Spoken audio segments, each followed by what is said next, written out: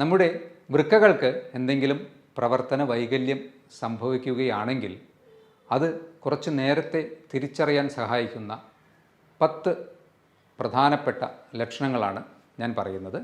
ശരിയായ രീതിയിൽ ഉറക്കം കിട്ടാതിരിക്കുക, പ്രത്യേകിച്ച് രാത്രിയിലൊക്കെ നിങ്ങൾക്ക് ഉറക്കത്തിൽ നിന്ന് ശ്വാസം കിട്ടാതെ എഴുന്നേൽക്കേണ്ട ഒരവസ്ഥ വരികയാണെങ്കിൽ ശ്രദ്ധിക്കണം.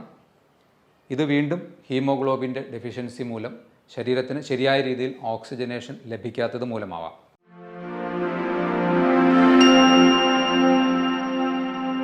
ഹലോ ഫ്രണ്ട്സ്, നമ്മൾ ദിവസേന കഴിക്കുന്ന ഭക്ഷണം മായം കലർന്നത്, കുടിക്കുന്ന വെള്ളം പലപ്പോഴും മലിനം, ശ്വസിക്കുന്ന വായു മലിനം. ഇത്തരത്തിൽ ഇതാണ് ഒരു നോർമൽ അർബൻ ലൈഫിൻ്റെ ഇപ്പോഴത്തെ പിക്ചർ. നിരന്തരമായി ബാഹ്യമായും ആന്തരികമായും നമ്മുടെ ശരീരം സ്ട്രെസ്സ് നേരിട്ടുകൊണ്ടിരിക്കുകയാണ്. ശരിക്കും പറഞ്ഞാൽ ഈ ഒരു സ്ട്രെസ്സിനെ കോമ്പാറ്റ് ചെയ്യാൻ അല്ലെങ്കിൽ അതിനെ നിർവീര്യമാക്കാൻ വേണ്ടി ശരീരം നിരന്തരം ശ്രമിക്കുന്നു.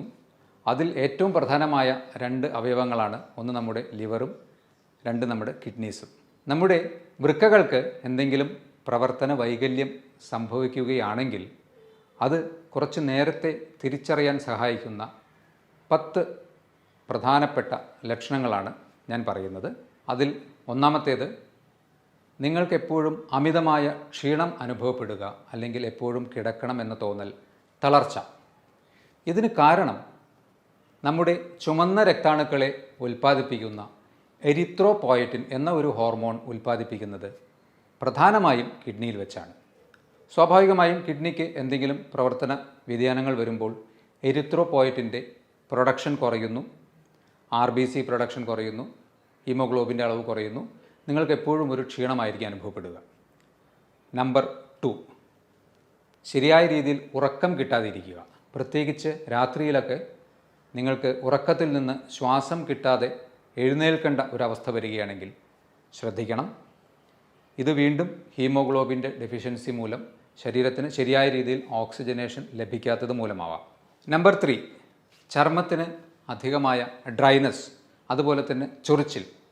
പ്രത്യേകിച്ച് മറ്റ് അലർജി പ്രശ്നങ്ങളൊന്നും ഇല്ലാതെയോ അല്ലെങ്കിൽ മറ്റ് ചർമ്മരോഗങ്ങൾ ഇല്ലാതെയോ നിങ്ങൾക്ക് ചർമ്മത്തിന് അധികമായ ഡ്രൈനസ്സും ചിലപ്പോൾ ചൊറിച്ചിലും അനുഭവപ്പെടുന്നുണ്ടെങ്കിൽ നിങ്ങൾ ശ്രദ്ധിക്കണം.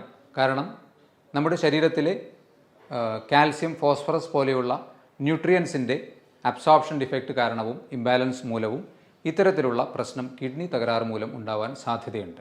നമ്പർ 4, ഇത് വളരെ കോമൺ ആയിട്ട് ഏവർക്കും അറിയുന്ന ഒരു സിംറ്റമാണ്. രാവിലെ എഴുന്നേൽക്കുമ്പോൾ കണ്ണുകൾക്ക് താഴെ ചെറിയ തടിപ്പും നീരും പോലെ കാണപ്പെടുന്നത്. ശരീരത്തിൽ നിന്ന് അധികമായി പ്രോട്ടീൻ, സോഡിയം ഇവയൊക്കെ കിഡ്നിയുടെ തകരാറ് മൂലം നഷ്ടപ്പെടുന്നത് കൊണ്ടാണ് ഇത്തരത്തിൽ നീര് വരുന്നത്. ഇതും കിഡ്നി ഫംഗ്ഷനുമായി റിലേറ്റഡ് ആയിട്ടുള്ള ഒരു ലക്ഷണമാണ്. നമ്പർ 5, രാത്രികാലങ്ങളിൽ അധികമായി മൂത്രമൊഴിക്കണം, ഇടയ്ക്കിടെ എഴുന്നേറ്റ് മൂത്രമൊഴിക്കാൻ പോകുന്ന ഒരു ടെൻഡൻസി.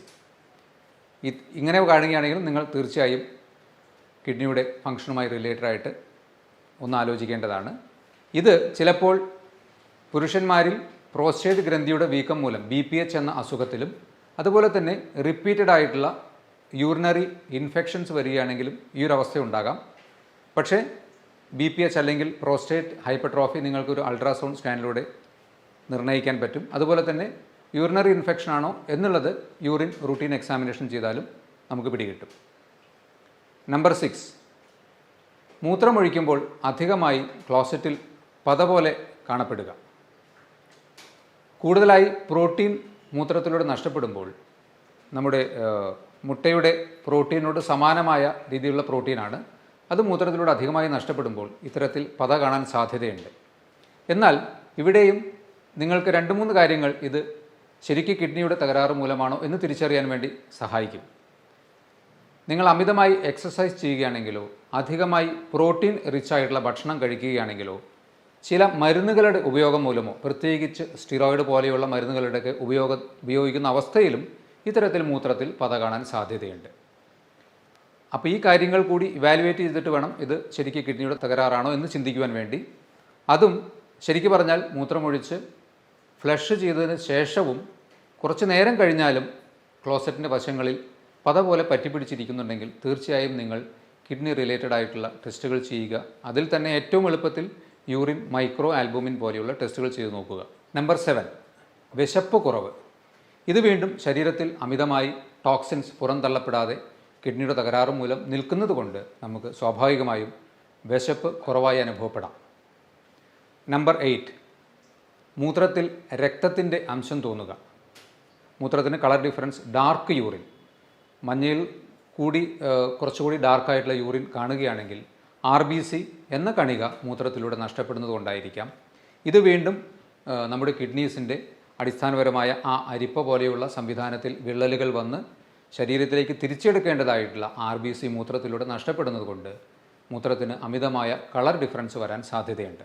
നമ്പർ 9, മസിൽ ക്രാംസ് അഥവാ മസിലുകൾ കോച്ചി പിടിക്കുന്ന അവസ്ഥ. പ്രത്യേകിച്ച് കാൽവണ്ണകളിലൊക്കെ മസിൽ അമിതമായി ഒരു ക്രാംസ് പോലെ തോന്നുന്നുണ്ടെങ്കിൽ അത് ശരീരത്തിൽ സോഡിയം, കാൽസ്യം പോലെ ഉള്ള മിനറൽസിൻ്റെയോ അല്ലെങ്കിൽ ഇലക്ട്രോലൈറ്റ്സിൻ്റെയൊക്കെ ഇംബാലൻസ് മൂലമാവാൻ സാധ്യതയുണ്ട്. ഇത് വീണ്ടും കിഡ്നി റിലേറ്റഡ് ആയിട്ടുള്ള പ്രശ്നങ്ങൾ മൂലം ഉണ്ടാവാൻ സാധ്യതയുണ്ട്. നമ്പർ 10, വായിലൊരു മെറ്റാലിക് ടേസ്റ്റ് അല്ലെങ്കിൽ ഒരു ലോഹച്ചുവ വായ്ക്കകത്ത് തോന്നുകയോ അല്ലെങ്കിൽ അമിതമായ ഒരു ബാഡ് ബ്രെത്ത് നമ്മുടെ ശ്വാസത്തിന് വരികയോ ചെയ്യുകയാണെങ്കിൽ വീണ്ടും അമിതമായ ടോക്സിൻസ് ശരീരത്തിൽ കെട്ടിനിൽക്കുന്നത് മൂലം ഇത് കിഡ്നിയുടെ തകരാറ് മൂലമാവാനുള്ള സാധ്യതയുണ്ട്. അപ്പോൾ ഞാൻ ഈ പറഞ്ഞ 10 കാര്യങ്ങളിൽ 2 3 അല്ലെങ്കിൽ അതിൽ കൂടുതലോ സിംറ്റംസ് നിങ്ങൾക്ക് നിരന്തരമായി അനുഭവപ്പെടുന്നുണ്ടെങ്കിൽ തീർച്ചയായും നിങ്ങൾ ഒരു കിഡ്നി ഫങ്ഷൻ റിലേറ്റഡ് ആയിട്ടുള്ള ടെസ്റ്റുകൾ ചെയ്ത് നോക്കുക. അതുപോലെ തന്നെ ഒരു അൾട്രാസൗണ്ട് ടെസ്റ്റ് ചെയ്ത് നോക്കുക. അല്ലെങ്കിൽ യൂറിൻ മൈക്രോ ആൽബുമിൻ. ഏറ്റവും സിംപിളസ്റ്റ് ആയിട്ട് നിങ്ങൾക്ക് ചെയ്യാവുന്നത് റീനൽ ഫങ്ഷൻ ടെസ്റ്റ് തന്നെയാണ്. അതിൽ തന്നെ ക്രിയാറ്റിനിൻ ലെവലുള്ള വേരിയേഷൻസോ അല്ലെങ്കിൽ യൂറിൻ മൈക്രോ ആൽബുമിനിൽ ഉള്ള വേരിയേഷൻസിലൂടെയൊക്കെ നമുക്ക് കിഡ്നിക്ക് തകരാറ് വന്നോ എന്ന് കണ്ടുപിടിക്കാൻ കഴിയും. അപ്പോൾ അഹോരാത്രം നമുക്ക് വേണ്ടി പ്രയത്നിച്ചുകൊണ്ടിരിക്കുന്ന നമ്മുടെ വൃക്കകളെ സംരക്ഷിക്കാൻ വേണ്ടി നിങ്ങൾ നിങ്ങളുടെ ഭക്ഷണത്തിൽ മാക്സിമം ശ്രദ്ധ ചെലുത്തുക. വെള്ളം കുടിക്കുന്ന കാര്യത്തിൽ ഒരിക്കലും വ്യത്യാസം വരുത്താതെ കറക്റ്റായിട്ടുള്ള രീതിയിൽ നിങ്ങളുടെ ശരീരത്തെ ഹൈഡ്രേറ്റ് ചെയ്തുകൊണ്ടിരിക്കുക. അതുപോലെ തന്നെ ഹാർട്ട്, ലിവർ, ലങ്സ് ഇതിൻ്റെയൊക്കെ സുഗമമായ പ്രവർത്തനത്തിന് ഏറ്റവും പ്രധാനമായി വേണ്ടത് എന്താണ്? റെഗുലറായിട്ടുള്ള ഒരു മിതമായ വ്യായാമമാണ്. അപ്പോൾ നമ്മുടെ ഒരു ലോഞ്ചിവിറ്റി അല്ലെങ്കിൽ മാക്സിമം ലൈഫ് എക്സ്പെക്റ്റൻസിയും ഹെൽത്തും മെയിൻറ്റെയിൻ ചെയ്യുന്നതിന് വേണ്ടി ഇത്രയും കാര്യങ്ങൾ നിങ്ങൾ ശ്രദ്ധിക്കുക. ഈ പറഞ്ഞ ലക്ഷണങ്ങളിൽ കുറച്ചൊരു ഗ്രൂപ്പ് ഓഫ് ലക്ഷണങ്ങൾ നിങ്ങൾക്കുണ്ടെങ്കിൽ അതുമായി റിലേറ്റഡ് ആയിട്ടുള്ള ടെസ്റ്റുകളും ചെയ്തു നോക്കുക. എല്ലാവരും ആരോഗ്യത്തോടെയും സുരക്ഷിതരായും ഇരിക്കുക. ഇതുപോലെയുള്ള മറ്റൊരു ഹെൽത്ത് ടോപ്പിക്കുമായി വീണ്ടും കാണാം. ബൈ.